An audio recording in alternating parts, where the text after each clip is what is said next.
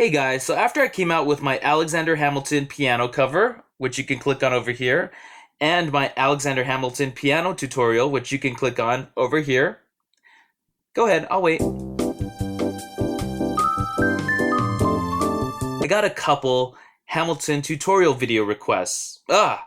All right. I guess it's more than a couple. Ah, oh, oh god. Anyway, thank you so much for those requests, but the real reason why I haven't done any of them is because Hal Leonard came out with their own Hamilton piano sheet music book, which you can buy for the low price of $22.99, which is about the same as the album. And hey, if Hamilton could scan for every book he could get his hands on, so can you. Now, in this book, there's 17 songs covered, most of which are the ones that you guys requested. But that also leaves us a bunch of other songs not covered in the book that we can still talk about. All right, let's get started. All right, there are 23 songs in Act 1, 24 if you count the secret song that's only in the show but not the album, and 10 of those songs are covered in the Hal Leonard book. Act 2, there are also 23 songs, and 7 of them are covered in the Hal Leonard book. As you can see, the songs in the book are colored white, and the songs not in the book are color-coded, with the exception of some songs that have chord progressions that are from other songs not covered in the book. You'll see what I mean. A quick note on the highlights. If a song is highlighted, that means that the chord progression in it originated from a song featured in the Hal Leonard book. Like so. Highlights! Moving on. Now let's start at the very beginning. Alexander Hamilton, which I covered in a previous video. Now this song comes back as A Winter's Ball, Guns and Ships, The Adams Administration, also Burn. Now it takes a little bit of finessing, but the chord progression, if you remember, was B minor, F sharp major, G major, and D major, with a F sharp major, A sharp in the bass, going back to B minor. Well, in Burn, that final chord there doesn't happen. Instead, what happens is D down to C sharp acts as a passing tone back down to the B minor.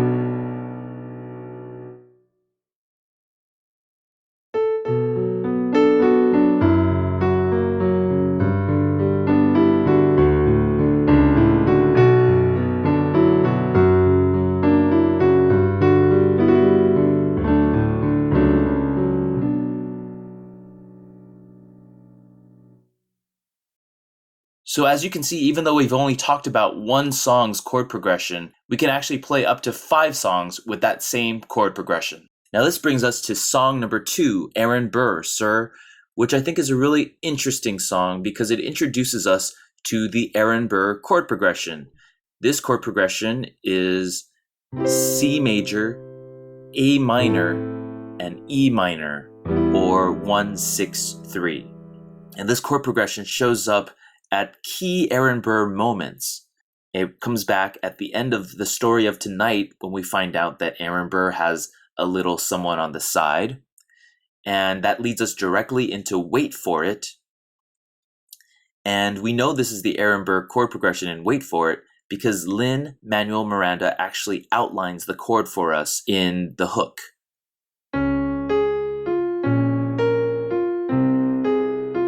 D flat major, B flat minor, F minor with C in the bass. Now the chorus for Wait For It is a little bit different than that, but for the most part, Wait For It is the Burr chord progression. Now in Nonstop, we have the Burr chord progression come back, but this time it has a bass line. There's more movement now in this chord progression. This time it's in the key of F major, so we go from F major to D minor to A minor. And the way that this works in the bass line is F, F, E, D, D, C, A, G, A, B flat, A, G, and repeat. Put it together.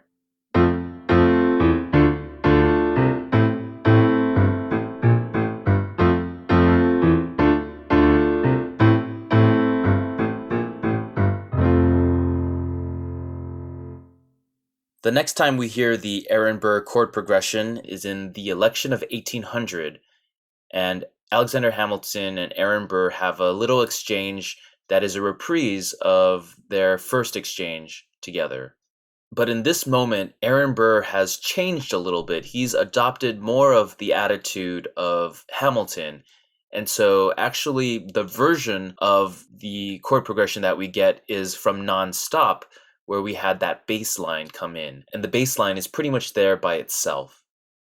And the final instance of the Aaron Burr chord progression is in The World Was Wide Enough, which of course is a very sad conclusion to this chord progression because we finally realize the result of Aaron Burr's way of thinking, which was wait for it, which was to talk less and smile more. See, the Aaron Burr chord progression has this unsettled quality, like it's stuck, like it can't finish what it started. And the reason why is because it lands on the 3 chord, which doesn't go anywhere.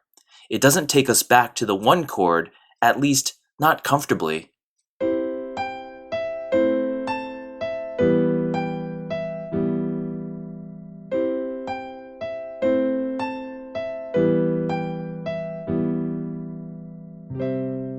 Now we could find ways to quote-unquote fix this problem. For example, we can make the E minor chord go to F major, like so.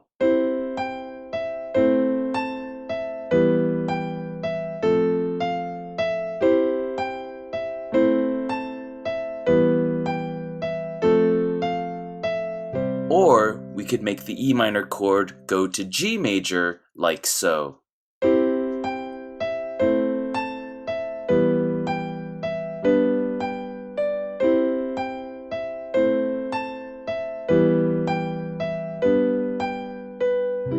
Both of these sound perfectly fine, except they're not as expressive of who Aaron Burr is as a character.